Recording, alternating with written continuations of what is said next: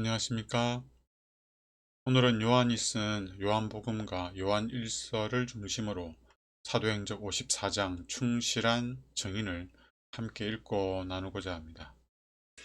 먼저 요한복음에서 예수님이 제자들에게 하신 말씀을 읽도록 하겠습니다. 요한복음 13장 34절입니다. 새 계명을 너희에게 주노니 서로 사랑하라. 내가 너희를 사랑한 것 같이 너희도 서로 사랑하라.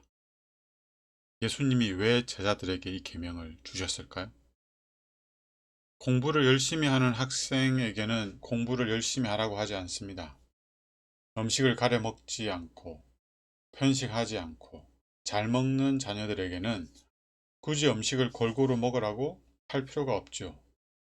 그렇다면 예수님은 왜 제자들에게 이 계명을 주셨을까요? 그리스도께서 그들을 사랑하신 것처럼 그들이 서로 사랑하지 않았기 때문에 이 계명이 제자들에게 새로운 것이었다. 제자들은 서로 사랑하지 않았습니다. 제자들은 서로 사랑하지 않았기 때문에 이 계명이 새롭게 다가왔어요. 경험하지 못한 계명이기 때문에 그렇습니다. 순종하지 못한 계명이기 때문에 그렇죠. 그런데 여러분은 이 예수님의 말씀 이해가 됩니까? 제자들에게 하신 말씀의 의미가 뭔지를 아시겠습니까? 예수님의 제자들은 예수님이 이 말씀을 하셨을 때 이 말씀의 의미 자체를 몰랐어요. 예수님이 주신 이 새 계명을 순종한다는 게 뭐지? 이해하지를 못했습니다. 내가 너희를 사랑한 것 같이 서로 사랑하라 라는 말씀의 의미를 그들은 몰랐어요. 왜냐하면 그들은 예수님처럼 사랑한다는 게 뭔지를 몰랐기 때문입니다. 그들은 아직 예수님의 사랑을 알지 못했어요. 사랑을 알지 못했습니다. 사랑은 언제 알게 될까요? 예수님이 말씀하신 이 계명대로 사랑하기 위해서는 사랑이 필요합니다. 근데 이 사랑을 언제 알게 되고 언제 경험하게 될까요? 시대소망 22쪽에 이렇게 말합니다. 사랑은 오직 사랑으로만 일깨워진다. 사랑은 부부싸움이나 부모 교육을 통해서 할 수 있는 게 아니에요. 잔소리로는 더더욱 되지 않죠. 사랑은 사랑을 받을 때만 비로소 알게 됩니다. 사랑을 안다는 것은 지식적으로 이해하는 게 아닙니다. 사랑을 안다는 것은 사랑을 경험한다는 것입니다. 그래서 예수님처럼 사랑하기 전에 먼저 예수님의 사랑을 알아야 하고 예수님의 사랑을 경험해야 합니다. 제자들은 예수님이 이 말씀을 하실 때까지도 예수님의 참된 사랑이 어떤 건지 알지 못했어요. 그들은 아직 예수님의 사랑을 경험하지를 못했습니다. 예수님의 사랑을 경험하기 전까지는 사랑이 무엇인지 알 수도 없고 할 수도 없죠. 그래서 제자들은 예수님의 말씀을 이해하지 못했고 그 말씀대로 사랑하며 순종할 수도 없었습니다. 제자들이 예수님과 같이 서로 사랑하게 된 것, 그것은 예수님의 죽음, 부활, 승천, 그리고 오순절의 성령의 임재를 경험한 후였습니다. 예수님의 사랑을 경험하게 된 요한은 이 사랑을 알았어요. 요한은 예수님처럼 서로 사랑하라는 예수님의 말씀의 의미가 무엇인지 알았고 그랬기에 그 사랑을 할 수가 있었어요. 그래서 요한은 다음과 같이 말할 수가 있었습니다.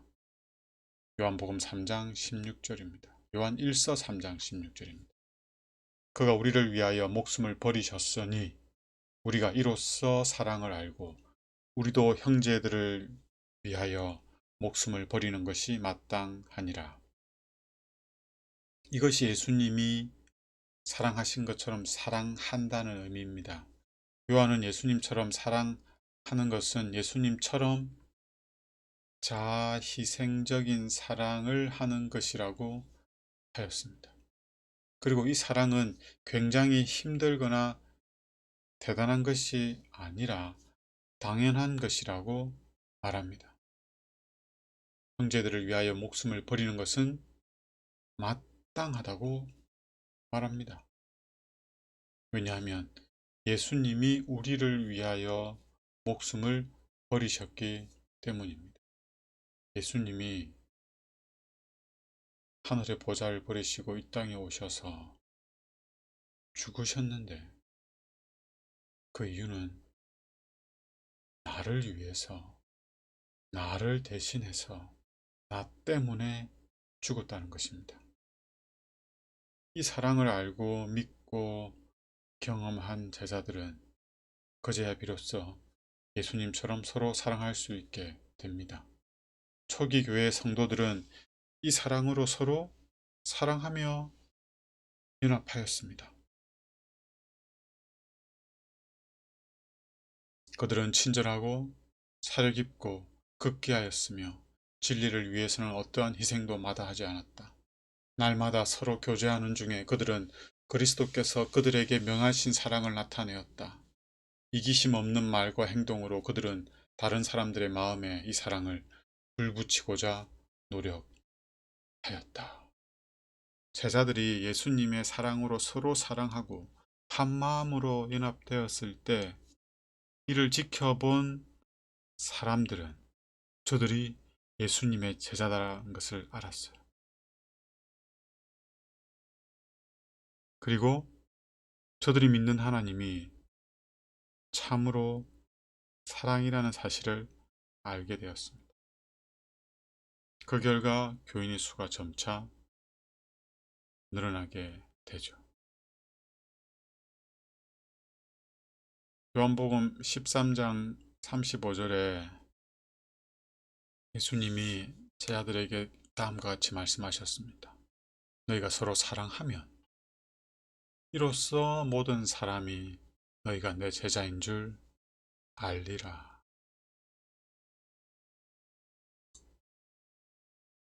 시대소망 678쪽에는 이 말씀의 의미를 이렇게 설명하고 있습니다. 사람들이 폭력이나 살이로서가 아니라 개인적인 이익을 추구하기 위해서가 아니라 사랑으로 결합할 때 그들은 모든 인간의 세력 이상의 힘이 작용하고 있음을 보이는 것이다. 이런 일치가 존재할 때 그것은 하나님의 형상이 인간 속에서 회복되고 있으며 생애의 새로운 원칙이 심기어졌다는 증거이다. 이것은 악의 초자연적인 작용을 물리치는 능력이 신성에 있다는 것과 하나님의 은혜가 사람의 타고난 마음에 자리 잡고 있는 이기심을 정복한다는 사실을 보여준다. 제자들과 초기 교회 성도들은 예수님처럼 서로 사랑하며 연합함으로 죄인이 예수님을 믿을 때에 어렵게 하시는 하나님의 능력을 나타내 보였습니다. 그런데 교회가 조금씩 변화가 됩니다. 교회 안에 균열이 생겨나게 돼요.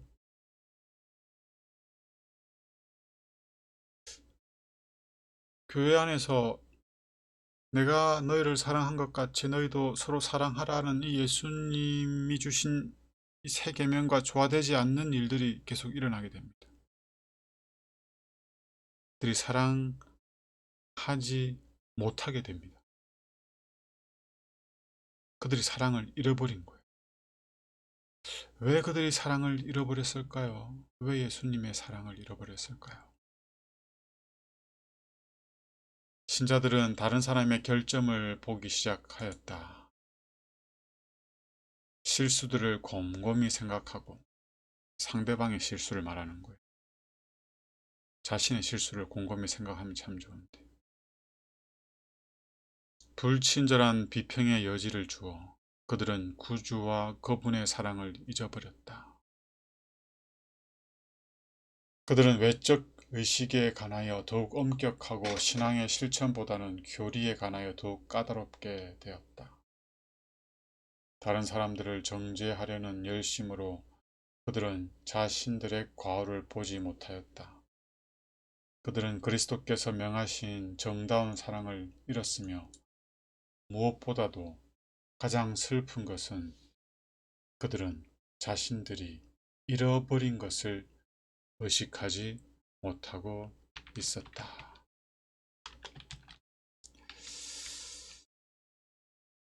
사랑을 잊어버리게 되면 사랑하지 않기 위한 이유와 사랑하지 못하는 이유를 찾게 됩니다. 내가 왜 저 사람에게 이렇게 하는가? 내가 왜 저 사람에게 이렇게밖에 할 수 없는가? 그 이유를 찾는 거죠. 사랑을 잊어버리게 되면 본질보다는 진리보다는 형식과 외식에 더 치중하게 됩니다. 사랑 없는 예배는 점점 형식화되고 가정이 많아요.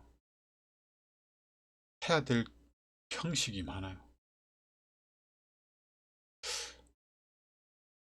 우리의 예배도 이 형식이 불필요한 게 너무 많습니다. 사랑은 잊어버리게 되면 자신에게는 관대해지지만 남들에게는 엄격해져요.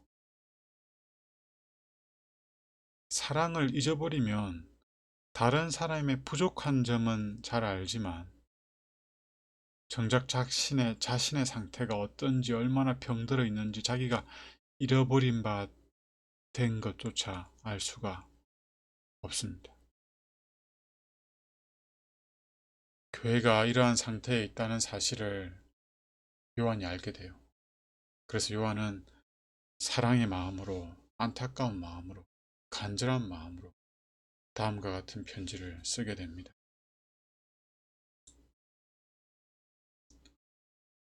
길지만 천천히 함께 읽으면 좋겠습니다. 요한이 이 편지를 쓴 심정을 좀 헤아리면서 읽어보면 좋겠습니다.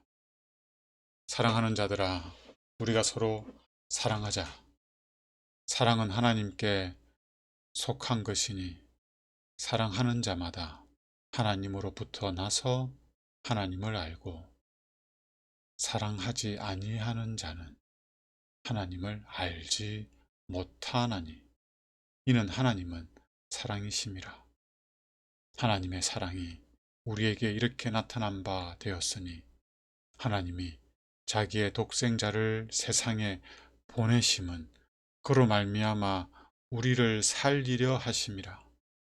사랑은 여기 있으니 우리가 하나님을 사랑한 것이 아니요 하나님이 우리를 사랑하사 우리 죄를 속하기 위하여 화목제물로 그 아들을 보내셨습니다. 사랑하는 자들아, 하나님이 이같이 우리를 사랑하셨은즉 우리도 서로 사랑하는 것이 마땅하도다.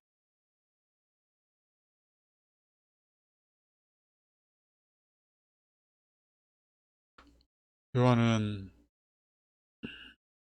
하나님의 사랑이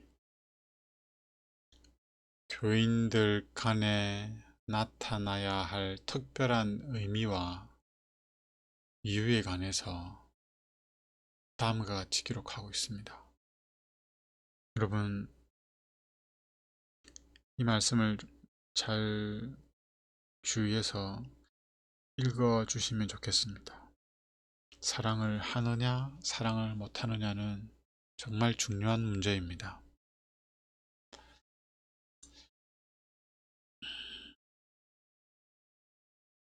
요한일서 2장 8절로 11절의 말씀입니다. 다시 내가 너희에게 새 계명을 쓰노니. 요한이 예수님이 제자들에게 계명을 주시면서 새 계명을 준다고 했죠. 똑같은 표현을 요한이 빌려와서 사용합니다. 왜 그랬을까요? 그들이 지금 사랑하지 못하고 있기 때문입니다. 그에게와 너희에게도 참된 것이라. 이는 어둠이 지나가고 참 빛이 벌써 비침이니라. 빛 가운데 있다고 하면서 예수님을 믿노라 하면서 그 형제를 미워하는 자는 지금까지 어둠에 있는 자요. 그의 형제를 사랑하는 자는 빛 가운데 거하여 자기 속에 끄리낌이 없으나. 다른 번역본에는 자기 속에 끄리낌이 없다는 말을 자기를 걸려 넘어지게 하는 게 없다라고 표현하고 있어요. 형제를 사랑하는 자들은, 가족을 사랑하는 자들은, 교인을 사랑하는 자들은 걸려 넘어질 게 없습니다. 그러나 사랑하지 못하는 자들은 자신의 사랑하지 못함을 인하여 자신이 걸려 넘어지는 거예요. 11절 그의 형제를 미워하는 자는 어둠에 있고 또 어둠에 행하며 갈 곳을 알지 못하나니 이는 그 어둠이 그의 눈을 멀게 하였음이라. 요한은 예수님 안에서 한 형제가 된 교인들이 그 어두움에서 나오기를 간절히 원했습니다. 그 마음으로 이 편지를 썼던 거예요. 요한이 쓴 편지의 내용을 조금만 더 살펴보겠습니다. 요한일서 3장 14절 16절 말씀입니다. 우리는 형제를 사랑함으로 사망에서 옮겨 생명으로 들어간 줄을 알거니와 사랑하지 아니하는 자는 사망에 머물러 있느니라. 그 형제를 미워하는 자마다 살인하는 자니 살인하는 자마다 영생이 그 속에 거하지 아니하는 것을 너희가 아는 바라. 그가 우리를 위하여 목숨을 버리셨으니 우리가 이로써 사랑을 알고 우리도 형제들을 위하여 목숨을 버리는 것이 마땅하니라. 요한은 한때 예수님을 믿음으로 구원을 받아서 예수님의 사랑으로 서로 사랑했던 교인들이 이제는 사망에 머물러 있는 것을 알게 됩니다. 구원을 잃어버린 거예요. 그리고 그들을 다시 사망에서 생명으로 인도하기 위해서, 그들 다시 구원하기 위해서 이 편지를 쓴 겁니다. 우리가 해야 할 일이 많습니다. 일도 해야 되고 살림도 해야 되고 자녀 교육도 시켜야 되고 교회 와서 봉사도 해야 되고 직분도 감당해야 되고. 그런데 가장 중요한 일은 서로 사랑하는 겁니다. 사랑하지 않는 것은 죽음을 의미합니다. 많은 중요한 일들 중에서 가장 중요한 것은 사는 거예요. 사는 일이 가장 중요하지 않습니까?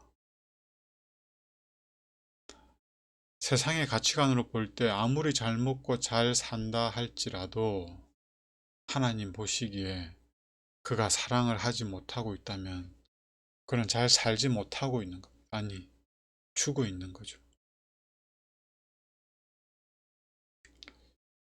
우리는 이 사실을 경험적으로 압니다. 먹을 거, 입을 거, 즐길 거, 이게 다 풍족하더라도 내 옆에 있는 사람을 사랑하지 못하면, 그리고 내가 사랑받지 못하면 그게 얼마나 힘들고 외롭고 괴롭고 비참한지 우리가 다 알지 않습니까? 자녀 교육 뭐 대단한 거 있습니까? 자녀 교육. 자녀 교육은 그냥 부부가 서로 사랑하면 되는 거예요. 부부가 사이좋게 지내면 됩니다. 교회 사업, 뭐 대단한 거 있습니까? 그냥 교인들이 서로 사랑하면 됩니다. 교인들이 서로 연합하면 됩니다. 그런데 수십, 수백을 들여서 자녀 교육을 시킨다 할지라도 함께 사는 가족의 사랑을 그 자녀가 받지 못하면 그 비싼 교육이 무슨 의미가 있겠습니까? 교회가 많은 사업을 한다 할지라도 교인들이 서로 사랑으로 연합하지 못하면 그 사업들이 무슨 의미가 있겠습니까? 교회를 가장 위태롭게 하고 하나님의 사업을 가장 어렵게 하는 게 뭘까요? 사도행전 549쪽에 있는 말씀을 읽겠습니다. 그리스도 교회를 가장 위태롭게 하는 것은 세상의 반대가 아니다. 가장 무서운 재난을 일으키고 하나님의 사업을 발전을 가장 확실하게 방해하는 것은 신도들의 마음속에 품은 악이다. 시기심, 의심, 험담, 악한 추측, 이것을 품는 것보다 영성을 약화시키는 더 확실한 방법은 없다. 그 반면에 하나님께서 당신의 아들을 세상에 보내신 것에 대한 가장 강력한 증거는 당신의 교회를 구성하고 있는 여러 다양한 기질을 가진 사람들 가운데 존재하는 조화와 연합이다. 나랑 안 맞는 사람이 있습니까? 정말 나랑 안 맞는 겁니까? 진짜로 그 사람이 이상해서 그런 겁니까? 아니면 그 사람을 내가 사랑하고 있지 못하기 때문입니까?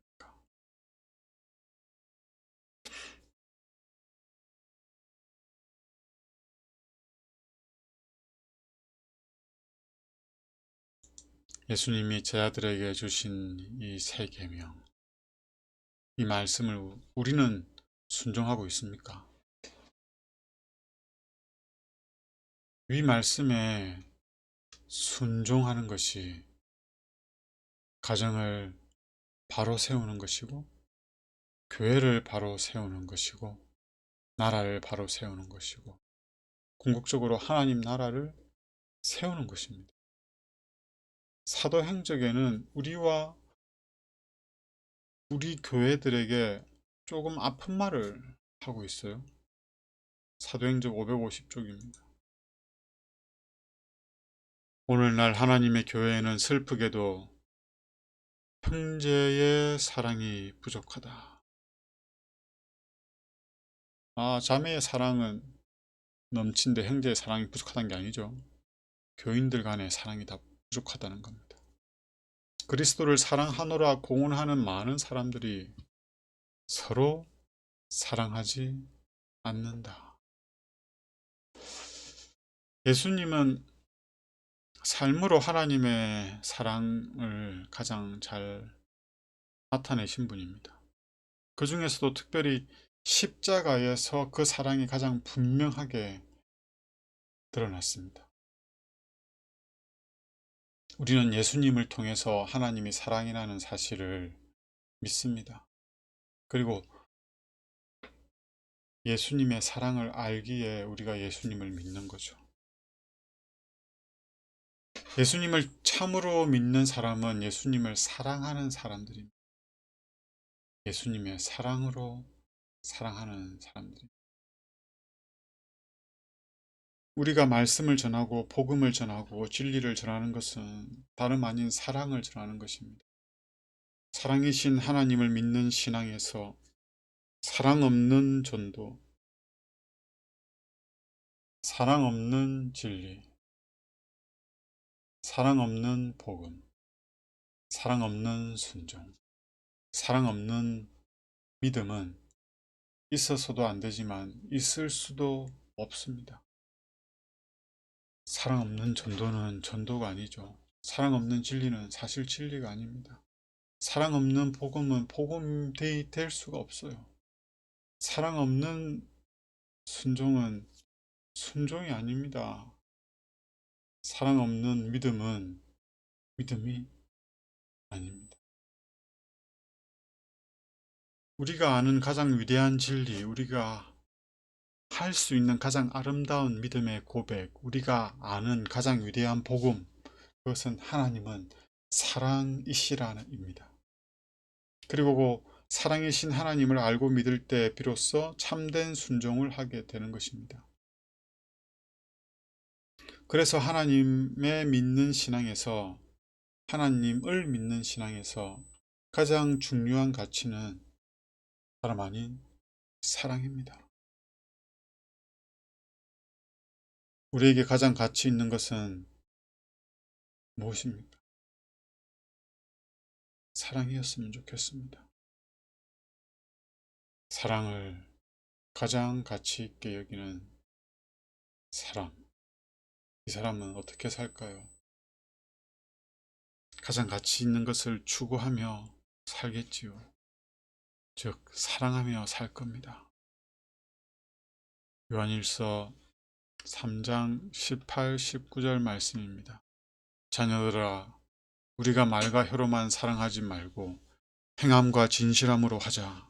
이로써 우리가 진리에 속한 줄을 알고 또한 우리의 마음을 주 앞에서 굳세게 하리니.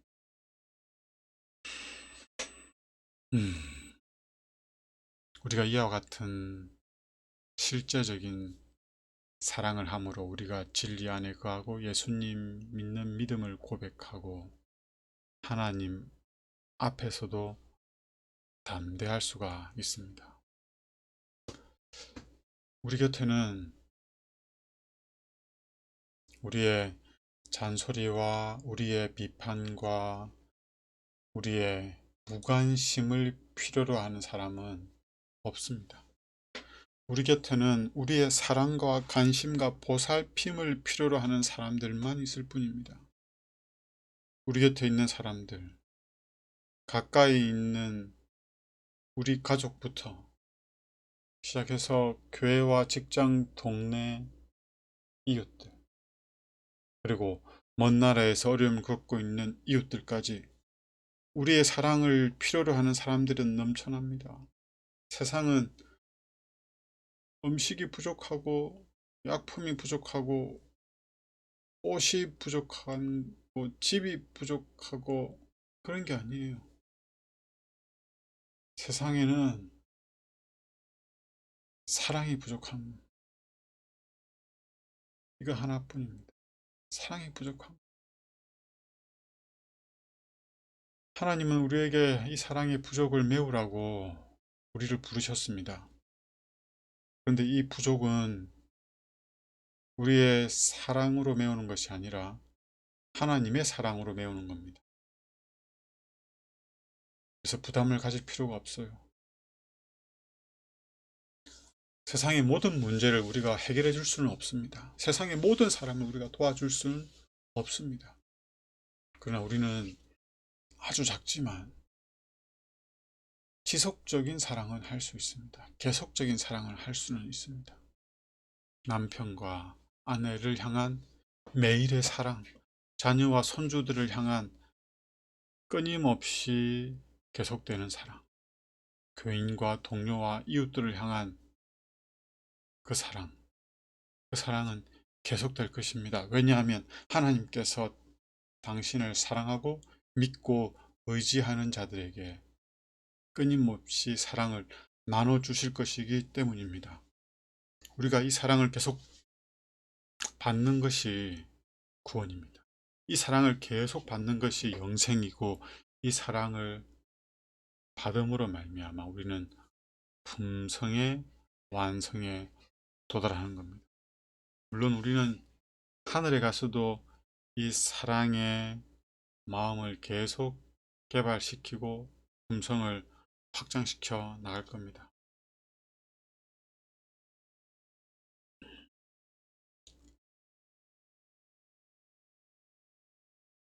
사도행전 551쪽에 있는 말씀입니다. 그리스도인 품성의 완성은 마음속에서 끊임없이 다른 사람을 도와주고자 축복하고자 하는 충동이 솟아오를 때에 달성된다. 그로 하여금 생명에서 생명에 이르는 향기가 되게 하고 하나님께서 그의 사업에 축복하실 수 있게 하는 것은 신도의 영혼을 둘러싼 이 사랑의 분위기다. 계속 읽겠습니다. 하나님께 대한 최고의 사랑과 상호 간의 이기심 없는 사랑, 이것이 우리의 하늘 아버지께서 주실 수 있는 최고의 선물이다. 이것은 충동이 아니요 거룩한 원칙이며 항구적인 능력이다. 성별되지 않은 마음은 이 사랑을 일으키거나 산출할 수 없다. 예수께서 다스리시는 마음 속에만 이 사랑이 나타난다.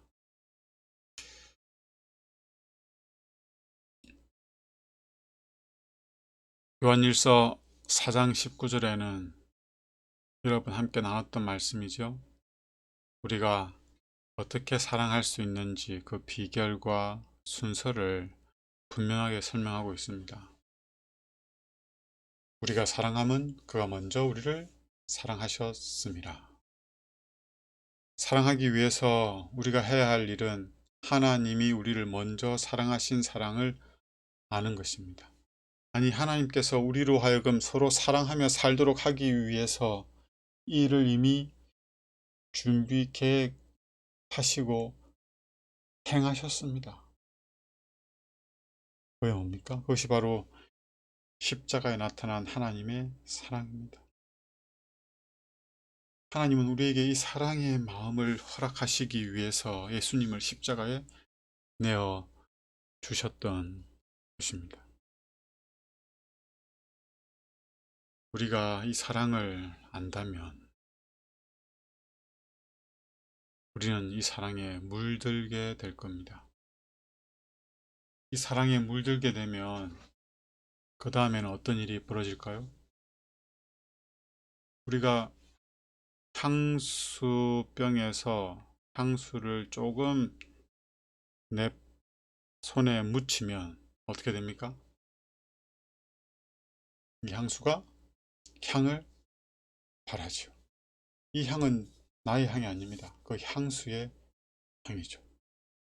그 향수에 있는 향이 나에게서 나타나도록 하기 위해서는 그 향수를 나에게 묻히는 거죠.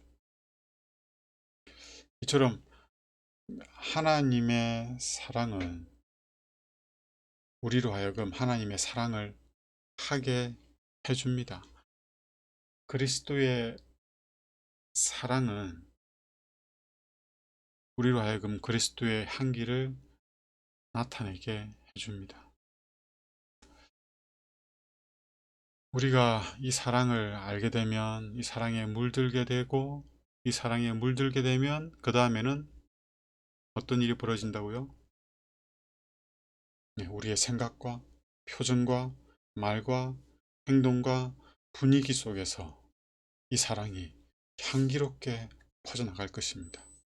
우리를 향한 하나님의 사랑은 우리를 죄로부터 지켜줄 것입니다. 우리를 향한 하나님의 사랑은 우리와 교회의 능력이 될 것입니다. 우리를 향한 하나님의 사랑은 하나님과 우리를 하나로 이어주고 너와 나를 하나로 만들어주고 우리가 연합하도록 만들어 줄 것입니다. 우리를 향한 하나님의 사랑을 알고 싶습니까?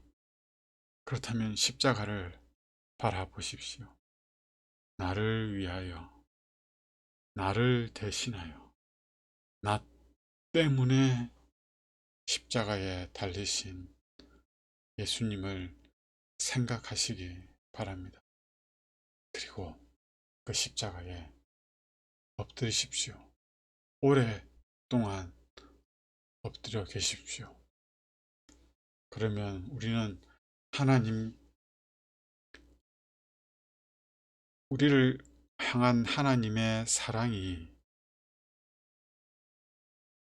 아낌없이 주어지는 것을 경험하게 될 겁니다. 하나님은 예수님을 우리에게 주셨습니다. 그 말씀은 하나님은 우리에게 예수님과 같은 사랑도 우리에게 주셨다는 겁니다.